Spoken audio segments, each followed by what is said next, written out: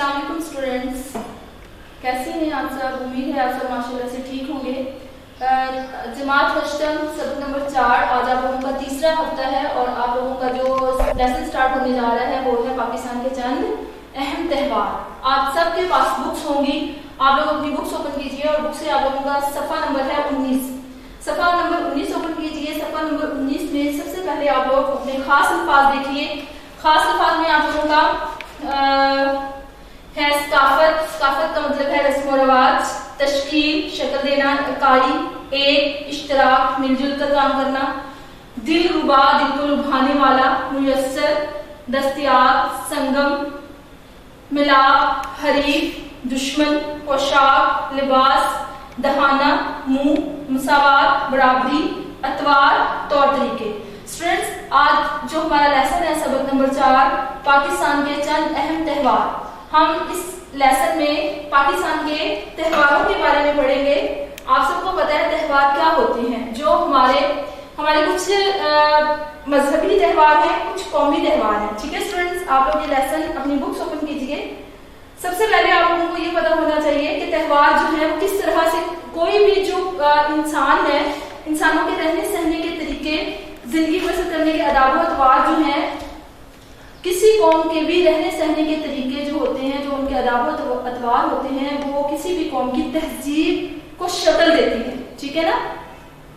बहसीयत मुसलमान हम सब क्या है, मुसलमान है और हम ला इलाहा इल्लल्लाह पर यकीन रखते हैं। ये बहसीयत मुसलमान हम सब का नजरिया और अकीदा है। लेकिन पाकिस्तान जो है उसमें मुख्तलिफ सूबे हैं, मुख्तलिफ लोग हैं, मुख्तलिफ जबानें हैं। ठीक है ना। मुख्तलिफ लोग, मुख्तलिफ सूबों के लोग मुख्तलिफ जबानें बोलते हैं। उनका खाने पीने की चीजें कहें या उनकी थोड़ा सा चेंज होगा। कुछ लोग जो है वो ज्यादा मसालेदार चीजें पसंद करते हैं, कुछ लाइट पसंद करते हैं। इसी तरह से उनके लिबास जो है उनमें भी बहुत ज्यादा डिफरेंस नजर आएगा। आप लोग पाकिस्तान के 4 सूबे जो हैं, चारों की अगर आप लोग बात करते हैं तो आप लोगों को बिल्कुल उनका जो फर्क है वो वाज़ेह नजर आएगा। हम लिबास से ही पहचान लेते हैं कि ये सिंध से ताल्लुक रखता है, ये पंजाब से ताल्लुक रखता है, ये बलूचिस्तान से ताल्लुक रखता है, और एक जो न्यू सूबा हमारा है 5वां गिलगित-बल्तिस्तान, उससे ताल्लुक रखता है या सरहद से ताल्लुक रखता है। फौरन से पता चल जाता है। तो इस तरह से हमें इस बात का अंदाजा होता है कि किसी भी कौम के रहने सहने के तरीके, आदाब व अतवार किसी कौम की तहजीब को शक्ल देते हैं। ठीक है ना। इसी तरह से आप देखेंगे यहाँ पे हमारे कुछ त्योहारों का जिक्र किया गया है। पाकिस्तान तहजीब को बनाने और दिखाने में इस्लामी त्योहारों और रिवायात का बड़ा अहम किरदार है। अगर हम मजहबी त्यौहार अपने देखते हैं तो मजहबी त्योहारों में हम शब बरात, शब मेराज, ईद उल फितर, ईद उल अज़हा, यौम आशूरा, मुहर्रम और जश्न ईद मिलादुन नबी जो है वो हम मनाते हैं। ठीक है ना। मुसलमानों के ये मजहबी त्यौहार हैं। इसी तरह से पाकिस्तान में रहते हुए मुसलमानों के साथ हमारे साथ कुछ अक़लियतें भी रहती हैं जो अपने त्यौहार मनाती हैं। उनमें उनके त्यौहार हैं क्रिसमस है, दशहरा है और दिवाली है। ठीक है। इस सबक में हम जो है वो अपने कुछ त्योहारों का जिक्र करेंगे और इसकी रीडिंग आप लोगों ने मुकम्मल आप लोग इसकी बुलंदख्वानी करेंगे। मैं आप लोगों को कुछ त्यौहार बता देती हूँ। सबसे पहले हमारा ये है जी लोक वर्षा है। ये पाकिस्तानी तहजीब और सकाफत के फ़रोग़ और तहफ़्फ़ुज़ के लिए इस्लामाबाद में लोक वर्षा अदारा कायम किया गया है, जिसके तहत ये जो है ये त्यौहार मनाया जाता है। ये एक हमारा कौमी त्यौहार है जो हर साल अक्टूबर के पहले हफ्ते में मनाया जाता है। ठीक है। इसमें क्या होता है कि इसमें लोग जो है वो अपनी घरेलू सन्नतों, दस्तकारियों और अपनी सकाफत की नुमाइश करते हैं। बहुत सारे स्टूडेंट्स, आप लोगों ने, बहुत सारे बच्चों ने आम में से मैं भी आप लोगों ने ये मेला देखा हो, जाके भी आप लोगों को बखूबी इसका अंदाजा होगा कि इस मेले में जो है वो बिल्कुल पाकिस्तान के तमाम कल्चर्स जो होते हैं उन सबको जो है वो रिप्रेजेंट किया जाता है, दिखाया जाता है उनको कि किस तरह से मुख्तलिफ सूबों के जो लोग हैं उनका कल्चर क्या है, उनकी तहजीब क्या है, उनके रहने सहने के तरीके क्या है। ठीक है। इसी तरह से हमारे पास जो यहाँ पे दूसरा है वो नंबर 2 हमारे पास है मेला मवेशियाँ, जिसमें मुख्तलिफ जानवरों की नुमाइश की जाती है। मुख्तलिफ इलाकों से लोग जो हैं वो अपने जानवरों को नुमाइश के लिए लेके आते हैं और ये मेला हर साल फरवरी के आखिरी हफ्ते लाहौर में मुनअकिद होता है। ठीक है। इसके बाद तीसरे नंबर पे हमारे पास आ रहा है शेंदूर का पोलो त्यौहार, पाकिस्तान के शुमाली इलाकाजात को सियाहों की जन्नत कहा जाता है। अब ये मेला जो है ये हर साल 7 और 9 जुलाई गिलगित और चित्राल की रिवायती हरीफ टीमों के माबैन पोलो मैच मुनअकिद होता है। शेंदूर समंदर की सतह से 3738 मीटर की बुलंदी पर वाक़या है, इसलिए इसे दुनिया का बुलंद तरीन पोलो ग्राउंड करार दिया गया है।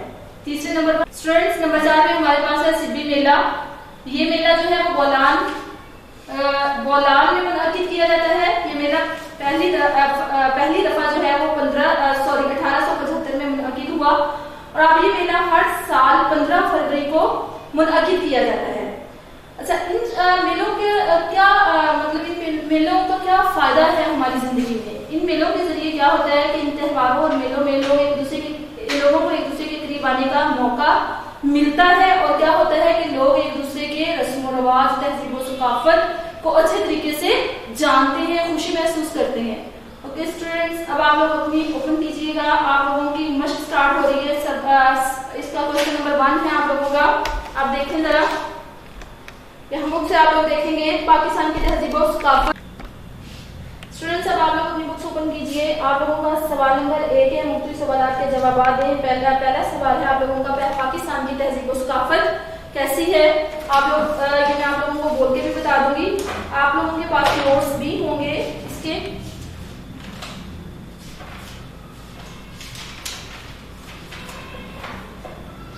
जी, पाकिस्तान में मुख्तलिफ सकाफतों और तहजीबों का रंग शामिल है। पाकिस्तान के सूबों के अलावा मुतअद्दिद कबायली इलाकों और एजेंसियों का अलग अलग रहन सहन है। इस इंफरादियत के बायस इनकी ज़बानें और रस्म व रिवाज एक दूसरे से मुख्तलिफ हैं, लेकिन इस्लामी नजरिए की वहदत ने इन्हें एक लड़ी में परोड़ दिया। पाकिस्तान की तहजीब को बनाने और निखारने में इस्लामी त्योहारों और रिवायात का बड़ा अहम किरदार है। ठीक है, ना सिर्फ इस्लामी त्यौहार भी और हमारे जो कौमी त्यौहार हैं उन सब का जो है वो पाकिस्तान की तहजीब को बनाने और निखारने में बड़ा अहम किरदार है। इसी तरह से क्वेश्चन नंबर 2 है आप लोगों के पास, लोग बरसात के मेले में कौन सी अशिया की नुमाइश होती है। या आप लोग जब रीडिंग करेंगे तो सारे क्वेश्चन आप लोगों को आपकी बुक से मिल जाएंगे। इसके अलावा आप लोग खुद भी इनको जो है फाइंड आउट भी कर सकते हैं और आप लोगों को नोट्स भी प्रोवाइड कर दिए जाएंगे व्हाट्सएप पे। इसके बाद आप लोग देखेंगे सवाल नंबर 2 पे आएंगे। आप लोग पाकिस्तान के चंद अहम त्यौहार के मुताबिक दुरुस्त जवाब की निशानदेही करें। आप इस लेसन की फुल रीडिंग करोगे और ये जो आप लोगों के क्वेश्चंस दिए गए हैं पाकिस्तान की तहजीब और सकाफत की मिसाल है एक फूल की तरह, एक रंगारंग गुलदस्ते की तरह, एक खूबसूरत दरख्त की हरी भरी घास की। तो यहाँ पे इसका करेक्ट आंसर क्या आ रहा है, एक रंगारंग गुलदस्ते की। इसी तरह से आप अपने बाकी के सवाल नंबर 3 हमारे पास आ रहा है, दरअसल अल्फाज के मायने लुगत से तलाश करके लिखें और उन्हें अपने जुमलों में इस्तेमाल करें। पहला लफ्ज आपके पास आ रहा है मुसाफत। मुसाफत का मतलब क्या है, फासला, मवेशी, जानवर, मुहीत, मबनी, फैला हुआ, नुमाइश, दिखावा, फरोग, तरक्की, दस्तकारी, हाथ से बनी हुई चीजें। आपने क्या करना है, इनके मायने लिखने और साथ ही इनके जुमले भी बनाएंगे। उसके बाद सवाल नंबर 4 है आप लोगों के पास, दरअसल अल्फाज में से मुज़क्कर और मुअन्नस अलग अलग करें।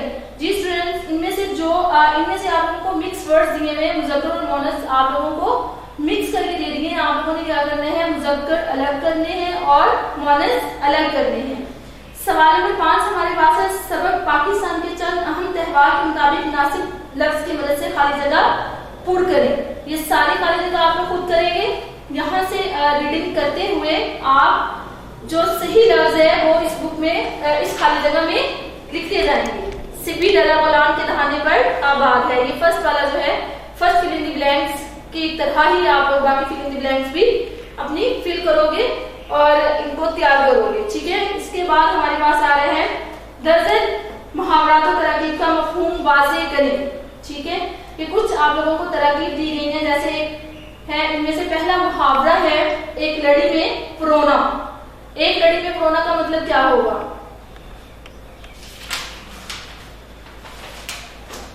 इकट्ठे हो जाना, इकट्ठा होना। ठीक है, चार चांद लगना, इज्जत बढ़ाना, नुमाया मुकाम रखना, मुमताज हैसियत रखना, शोहरत हासिल करना, मुकाम हासिल करना, इश्तराकी अमल, मेल जोड़।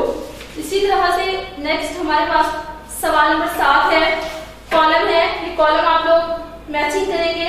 सवाल नंबर 8, वाहिद की जमा और जमा के वाहिद लिखें। स्टूडेंट्स आप लोग अपनी बुक से सवाल नंबर 8 देखेंगे। अल्फाज उन्होंने वहां पे आप लोगों को ये सवाल नंबर 8 है, वाहिद की जमा और जमा के वाहिद लिखें। यहाँ पे इसको लिखने का तरीका क्या होता है कि आप लोगों ने जब यहाँ पे मिक्स क्वेश्चन आ जाए कि वाहिद के जमा और जमा के वाहिद लिखें, तो उसमें हम क्या करते हैं कि हम सबसे पहले अल्फाज लिख देते हैं। वो सारे अल्फाज हम यहाँ पे लिख देते हैं जिसमें वाहिद भी होते हैं और जमा भी होते हैं। फिर हम उनको क्या करते हैं, उनको लिखने का तरीका ये है कि सबसे पहले हमने अल्फाज का कॉलम बनाना है, फिर उसके बाद हमने लिखना है वाहिद, और फिर हम लोगों ने वाहिद का कॉलम बनाने के बाद हम लोगों ने जमा का कॉलम बनाना है। हमने क्या करना है, हमने जो वाहिद है वो वाहिद वाले कॉलम में लिखने हैं, और जिनके जैसे ये वाहिद है तो हमने यहाँ पे लिखना नहीं है, बल्कि हमने यहाँ पे एक खत लगा देना है। ठीक है, हमने क्या करना है, हमने मुल्क की जमा लिखनी है, तो हमारे पास ये आ जाएगा ममालिक। ठीक है, इसी तरह से हमारे पास सूफिया है, तो हम यहाँ पे खत लगाएंगे और यहाँ पे हम क्या लिखेंगे, सूफी। इसको करने का ये तरीका है, और आप लोगों ने ऐसे ही अपनी कॉपीज पे लिखना है। ठीक है, यहाँ पे मैंने सारा कॉलम तो नहीं फिल किया, आप लोग सारे अल्फाज यहाँ पे लिखोगे, उनमें से जो वाहिद होंगे उनकी जमा आप लोग जमा के कॉलम में लिखेंगे। और इसी तरह से अगर जमा आप लोगों को दिए गए होंगे जमा अल्फाज, तो आप उनके जो वाहिद है वो वाहिद के कॉलम में लिखेंगे, और जमा के कॉलम में आप यहाँ पे एक खत लगा देंगे। ठीक है स्टूडेंट्स, उसके बाद हमारे पास सवाल नंबर 9 आ रहा है। सवाल नंबर 9 हमारे पास है, सबक पाकिस्तान के चंद अहम त्योहार के मुताबिक दुरुस्त और गलत की निशानदेही करें। ठीक है, आपने क्या करना है, ठीक दुरुस्त और गलत की निशानदेही किसके साथ करनी है, टिक के साथ। आप लोग जब लेसन पढ़ेंगे तो आप लोगों को सारे का सारा आप इसको हल करेंगे। इसमें से जो दुरुस्त है उनको उनके दुरुस्त के ऊपर टिक लगा देना है, जो गलत है गलत के ऊपर टिक लगाएंगे। ठीक है ना, ये वाला क्वेश्चन। इसके बाद आप लोगों के पास यहाँ पे एक ग्रामर का दिया गया है पोर्शन, मजमून। मजमून क्या होता है, मजमून के मुताबिक आपको सारी यहाँ इसकी जो है डेफिनेशन मिलेगी कि मजमून किस तरह से लिखते हैं, मजमून कहते किसे हैं। जरा अपनी बुक्स ओपन कीजिए और देखिए, किसी मुकर्ररा मौजू पर अपने ख्यालात, जज्बात, तासुरात का तहरीरी इजहार मजमून कहलाता है। किसी मुकर्ररा मौजू पर अपने ख्यालात, जज्बात, तासुरात का तहरीरी इजहार मजमून कहलाता है। मजमून जो है वो किसी भी मौजू पर लिखा जा सकता है। दुनिया के हर मामले, मसले या मौजू पर मजमून कलमबंद किया जा सकता है। मजमून की एक खास तरतीब होती है। सबसे पहले मौजू का तारुफ करवाया जाता है। आप लोग भी देखेंगे जब आप लोगों को मजमून तैयार करवाए जाते हैं तो सबसे पहले क्या होता है, जैसे इल्लामा इकबाल, कायदे आज़म, ईदैन है या कोई भी मजमून है, तो सबसे पहले उसका तारुफ, सबसे पहले मजमून का तारुफ करवाया जाता है। फिर उसकी हमायत या मुखालफत में क्या की जाती है, क्या किए जाते हैं, दलाइल दिए जाते हैं। दलाइल देने के बाद एक बहस की जाती है और आखिर में इस बहस का नतीजा निकाला जाता है। ठीक है, इसी तरह से आप लोगों को यहाँ पे कुछ उन्होंने टॉपिक्स दिए हैं जिसपे आप लोग मजमून लिखोगे, ये आप लोगों का क्रिएटिव वर्क हो जाएगा। यहाँ पे हमारे पास टॉपिक है मोबाइल फोन के फवायद और नुकसानात। इस पे आप बहुत अच्छा एक मजमून तहरीर कर सकते हो। आप लोगों को मोबाइल फोन के फवायद और नुकसानात का बहुत अच्छे से अंदाजा है। ये आप लोग अपनी कॉपीज पे लिखेंगे। मैक्सिमम आप लोगों की 15 to 20 लाइन्स का ये मजमून आप लोग अपनी कॉपीज पे राइट करेंगे। यहाँ तक आप लोगों का लेसन जो है वो कंप्लीट हो गया है। इसके बाद हम लोग क्वाइद इंशा से करेंगे इसमें नकरा की एग्जाम। जी स्टूडेंट्स, क्वाइद इंशा से आप लोग ओपन करेंगे सफा नंबर 2। सफा नंबर 2 ओपन कीजिए। स्टूडेंट्स, आज हम लोग करेंगे इसम की इस्तेमाल के लिहाज से किस्में। व्हाइट बोर्ड पे आप लोगों को नजर आएगा। यहाँ पे आज का हमारा टॉपिक है इसम की इस्तेमाल के लिहाज से किस्में।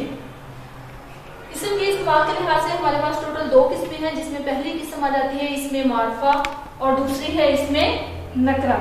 अब इसमें मारफा क्या है, किसी भी खास शख्स, खास चीज या खास जगह के नाम को इसमें मारफा कहते हैं। किसी भी खास शख्स, खास चीज या खास जगह के नाम को इसमें मुआरफा कहते हैं। दूसरी हमारे पास जो किस्म है वो है इसमें नकरा। किसी भी आम शख्स, आम चीज या आम जगह के नाम को इसमें नकरा कहते हैं। तो आप लोग अपनी बुक्स पे भी देखिए सफा नंबर 2 पे सबसे पहले आप लोगों को उन्होंने यहाँ पे इसमें मुआरफा की इकसाम दी है। इसमें मुआरफा की हमारे पास टोटल 4 इकसाम है, जिसमें पहली किस्म है इसमें अलम, दूसरी है इसमें जमीर, तीसरी है इसमें इशारा और नंबर 4 पे हमारे पास है इसमें मौसूल। अपनी बुक्स ओपन कीजिए, साथ साथ आप लोग देखिए। इसमें अलम वो इसम है जो किसी शख्स के खास नाम को जाहिर करे। वो इसम है जो किसी शख्स के खास नाम को जाहिर करे, जैसे शायर मशरिक, गालिब, मिट्ठू, इब्ने कासिम, शमसुल उलमा। इसमें अलम की डेफिनेशन आप लोगों को यहाँ पे करवाई गई है कि वो इसमें है जो किसी खास शख्स के नाम को जाहिर करे, जैसे शायर मशरिक, गालिब, मिट्ठू, इब्ने कासिम, शमसुल उलमा। अब सबसे पहले इसमें मुआरफा की जो पहली किस्म है इसमें अलम, उसकी आगे मजीद हमारे पास इकसाम यहाँ पे दी गई है, जिनमें सबसे पहली किस्म है खिताब। नंबर 2 पे है लक़ब, नंबर 3 पे है तखल्लुस, नंबर 4 पे है कुनियत और नंबर 5 पे है उर्फ। एक दफा मैं फिर आप लोगों को रिपीट करवा रही हूँ।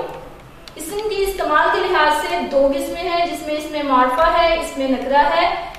पहली किस्म जो इसमें मारफा है उसकी आगे फर्दर जो है वो 4 इकसाम है। इसमें अलम है, इसमें जमीर है, इसमें इशारा है, इसमें मौसूल है। इसमें अलम जो है इसमें किसी ऐसा इसम है जो किसी खास शख्स के नाम को जाहिर करे। इसकी मिसाल है शायर मशरिक, कायदे आज़म भी कह सकते हैं। इसके आगे इसकी मजीद 5 इकसाम है, जिनमें से पहली किस्म हमारे पास है खिताब, दूसरी है लक़ब, तीसरी है तखल्लुस, फिर है कुनियत और उर्फ। खिताब क्या है स्टूडेंट्स? वो इस मारफा जो किसी खूबी की वजह से हुकूमत की तरफ से दिया जाए। खिताब और लक़ब में हमेशा आप लोग कंफ्यूज हो जाते हो स्टूडेंट्स के खिताब जो है वो हुकूमत की तरफ से दिया जाता है या लक़ब हुकूमत की तरफ से दिया जाता है। खिताब जो है वो हुकूमत की तरफ से दिया जाता है, लक़ब जो है वो कौम की तरफ से दिया जाता है, जिसमें कोई कौम जो है किसी शख्स को उसकी अच्छाई की वजह से कोई लक़ब दे दे। ठीक है स्टूडेंट्स। इसी तरह से दूसरे नंबर पे हमारे पास आ जाता है लक़ब, वो इसमें मारफा जो किसी खूबी की वजह से कौम की तरफ से दिया जाए। नंबर 2 पे हमारे पास है लक़ब, वो इसमें मारफा जो किसी खूबी की वजह से कौम की तरफ से दिया जाए, जैसे मूसा कलीमुल्लाह, ईसा रूहुल्लाह, कायदे आज़म, कायदे मिल्लत। फिर आप लोगों को बता रही हूँ कि खिताब जो है वो हुकूमत की तरफ से दिया जाता है, खिताब हुकूमत की तरफ से और लक़ब कौम की तरफ से। ठीक है। अब उसके बाद हमारे पास यहाँ पे आता है तखल्लुस। तखल्लुस क्या है? किसी भी शायर का नाम जो अपने पूरे नाम की जगह पे वो इस्तेमाल करता है। वो मुख्तसर नाम जो शायर हज़रात अपने अशार में इस्तेमाल के लिए रख लेते हैं, जैसे गालिब, ज़ौक़, मीर दर्द। ठीक है। इसी तरह से और भी बहुत सारे आप लोग जब अशार पढ़ते हो तो आपको तखल्लुस, शायरों के तखल्लुस आप लोगों को पढ़ने को मिलते हैं। ठीक है। उसके बाद आ जाता है कुनियत। चौथे नंबर पे क्या है? कुनियत। वो इसमें है जो माँ, बाप या बेटे या किसी ताल्लुक की वजह से पुकारा जाए, उसे क्या कहते हैं? कुनियत। वो इसमें है जो माँ, बाप या बेटे या किसी और ताल्लुक की वजह से पुकारा जाए, कुनियत कहलाता है। जैसे इब्ने खताब, इब्ने मरियम, मरियम का बेटा। ठीक है ना। अबुल कासम, अबू तरार, इनमें इब्ने खताब हजरत उमर फारूक रज़ी अल्लाह तआला अन्हु की कुनियत है। इब्ने खताब इनके वालिद खताब की वजह से। इब्ने मरियम ईसा अलैहिस्सलाम की कुनियत है, किसकी वजह से?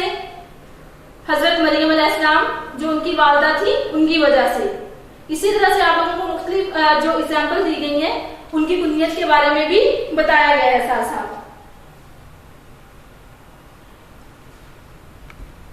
हमारे पास आ रहा है इसमें उर्फ। 5वें नंबर पर इसमें उर्फ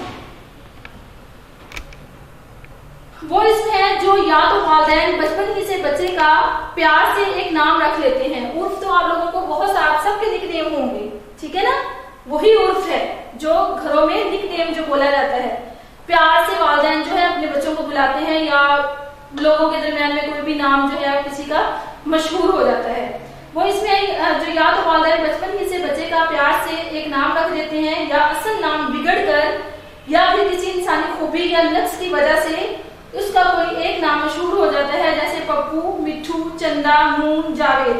अब इसमें उन्होंने 2-3 पॉइंट्स दिए हैं। एक प्यार की वजह से, दूसरी बात उन्होंने ये की है कि किसी खराबी की वजह से, यानी कि अगर कोई फिजिकली कोई प्रॉब्लम है तो उसकी वजह से भी कोई नाम जो है वो मशहूर हो जाता है। उसके बाद उन्होंने एक और बात की है, यानी 3 पॉइंट्स हमें इसमें मिल रहे हैं कि या तो वो प्यार की वजह से उर्फ बनता है, या जो असल नाम होता है उसी को बिगाड़ देते हैं, या तीसरी चीज उन्होंने बताई है कि किसी जो है वो खराबी की वजह से, ठीक है ना, या इंसानी खूबी या किसी नक्स की वजह से, ठीक है।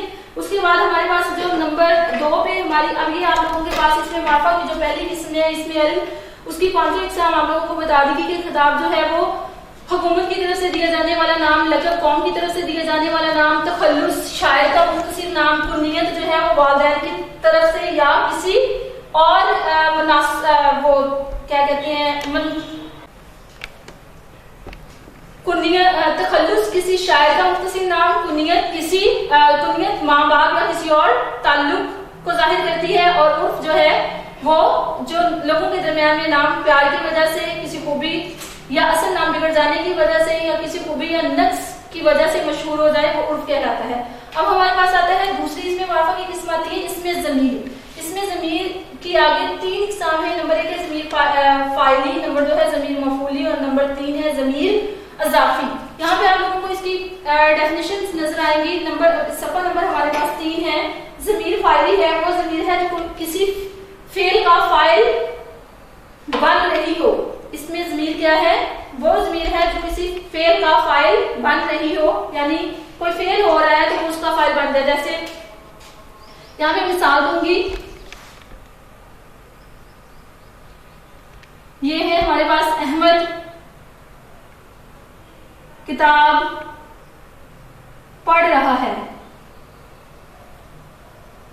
अब देखेंगे यहाँ पे अहमद हमारे पास इस्म है, लेकिन हमने सबसे पहले तो इसको इसमें ज़मीर में चेंज करना है। तो जब हम ज़मीर करेंगे तो यहाँ पे अहमद की जगह पे क्या आ जाएगा? वो किताब पढ़ रहा है। ठीक है, अब आप लोगों को उम्मीद है कि अच्छे तरीके से समझ आई होगी कि जो किसी फेल का फाइल बन रहा। अब यहाँ पे पढ़ रहा है क्या है? फेल है। तो इस फेल का फाइल हमारे पास क्या है? इस फेल का फाइल हमारे पास वो। आई समझ स्टूडेंट्स आप लोगों को यहाँ पे?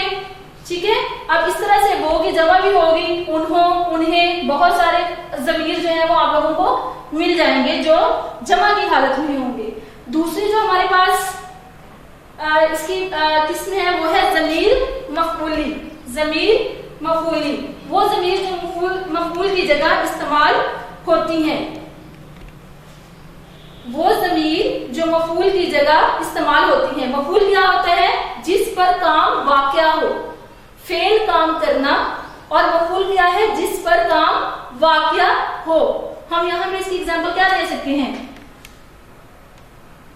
ज़मीर मफ़ऊली की? इन्हें खाना दिया गया। अब ये देखें, ये ज़मीर मफ़ऊली हो गया ना। मफ़ऊली क्या है? जिस पर काम वाक़या हो। तो इन्हें हमारे पास क्या आया? ज़मीर मफ़ऊली। खाना दिया गया यानी इन्हें खाना दिया गया, तो ये इन्हें हमारे पास क्या है? ज़मीर मफ़ऊली, यानी इन पर काम वाक़या हुआ, तो ये हमारे पास क्या है? ज़मीर मफ़ऊली। तीसरी हमारे पास इसकी किस्म आती है ज़मीर अज़ाफ़ी।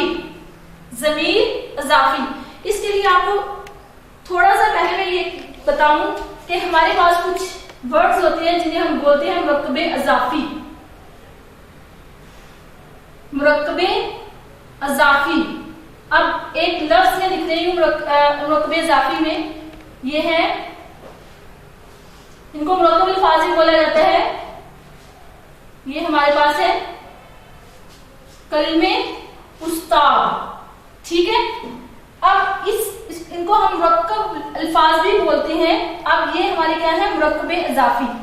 मुरक्कब इजाफी हमारे पास कैसे हुआ, क्योंकि यहाँ पे हमारे पास ये जेर इस्तेमाल हुई है और ये जेर क्या है, अलामत इजाफी। जेर क्या है, अलामत इजाफी। अब ये जो हमारे कलम, मुजाफ, उस्ताद, मुजाफ इलैह और जो जेर है ये वाली जेर, इसे हम बोलते हैं अलामत इजाफत। इजाफी अलामत की अलामत इजाफत, ठीक है, अलामत इजाफत, ठीक है। अब यहाँ उन्होंने ये सफा नंबर आप लोग 3 पे देखेंगे, ज़मीर इजाफी वो ज़मीर है जो मुज़ाफ इलैह बनकर इस्तेमाल हो, जो मुज़ाफ इलैह बनकर इस्तेमाल हो। जैसे कलमे उस्ताद में हम इसको क्या कहा जाएगा, उस्ताद की कलम, ठीक है ना। अब ये जो पहला है आप लोगों के पास कलम है वो मुजाफ है, उस्ताद जो है वो मुजाफ इलैह है और जेर जो है वो हमारे पास क्या है, अलामत इजाफत। अब यहाँ पे आप लोगों को जो यहाँ पे उन्होंने दिया है मुजाफ इलैह, उसकी समझ अच्छे से आ गई होगी आप लोगों को इसकी समझ। इसका, इनका, तेरा, तेरी, तुम्हारा, मेरा, मेरी, हमारा, हमारी जो है वो मुजाफ इलैह बनकर इस्तेमाल होती है ज़मीर इजाफी। हमारे पास आ रहा है इसमें इशारा।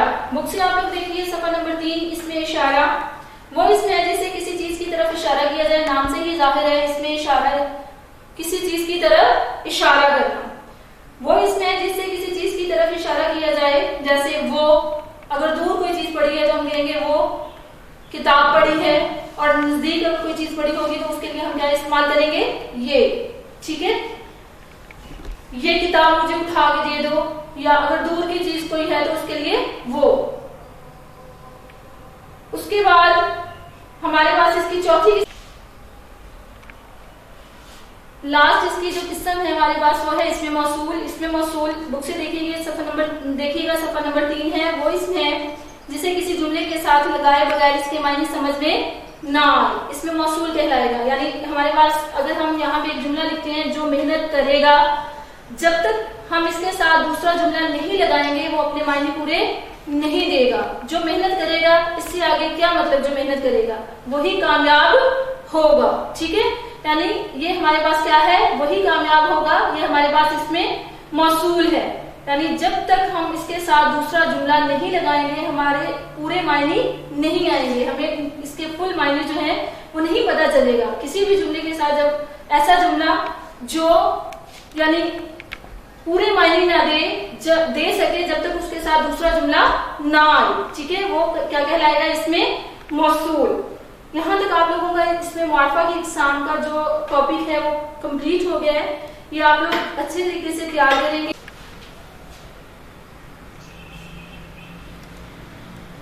जिस स्टूडेंट इसमें मौसूल तक आप लोगों की इसमें मुआरफा की इकसाम कंप्लीट होगी, इसके बाद आज का आपका घर का काम है उर्दू सबक नंबर 4 के सवाल नंबर 2, 5, 7, 9 किताब पर और बकिया आप लोगों ने कॉपी पर लिखने भी हैं और याद भी करने हैं। यानी जो मार्जी के क्वेश्चंस हैं किताब पर जो हल करने वाले वो आप लोग किताब पर ही करेंगे। उसके बाद कायदे से आप लोगों ने इसमें मुआरफा की इकसाम, इसमें मौसूल तक और इसके साथ खत नंबर 1 और कहानी नंबर 1 याद करके आ जाएंगे। यहाँ तक आप लोगों का तीसरे हफ्ते का काम मुकम्मल हो गया। अल्लाह हाफिज स्टूडेंट्स।